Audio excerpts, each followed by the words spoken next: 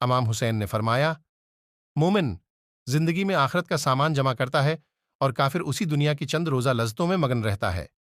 امام حسن نے فرمایا، اے حسین، مجھے دھوکے سے زہر دیا جائے گا اور اس کی وجہ سے میری شہادت ہوگی، لیکن کائنات کا کوئی دن آپ کی شہادت کے دن کی طرح نہیں پایا جاتا۔ اے زمین کربلا، اے آسمان کربلا، تجھ کو یاد آتے تو ہوں نگے۔ رفتگان کربلا کر رہے ہیں ذکر ان کے حق کو پہچانے بغیر سلسلے باطل کے اور زائم بیان کربلا اپنے اپنے زاویے سے اپنے اپنے ڈھنگ سے ایک عالم لکھ رہا ہے۔ داستان کربلا مصحف ناطق تلاوت کر رہا تھا، وقت عصر سن رہے تھے، خاک پر آسودگان، کربلا ٹھوکروں میں ہے، شکوہ و شوکت دربار شام، کوئی محمد کے دل سے پوچھے، آج وہ شان کربلا سبق سیکھا ہے میں نے کربلا کے۔ مرد میداں سے لکھی جاتی ہے تاریخ، خونی شہیداں سے حسین ابن علی نے موت کو بھی زندگی بخشی کیا۔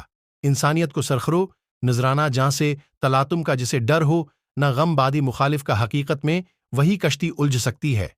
طوفان سے خدا کے دشمنوں کو بر ملا جس نے تھا، للکارا عقیدت کیوں نہ ہو، مجھ کو بھلا اس شیر یزداں سے منور کر دیا جس نے ضمیر آدمیت کو ہوئی اس روشنی کی ابتدا شام غریباں سے قتیل، ایک روح خواں میں بھی ہوں، آل شاہ بطحا کا محبت ہے مجھے دین نبی کے ہر نگہباں سے، اقوال حضرت امام حسین میں موت سے ڈرنے والا نہیں ہوں۔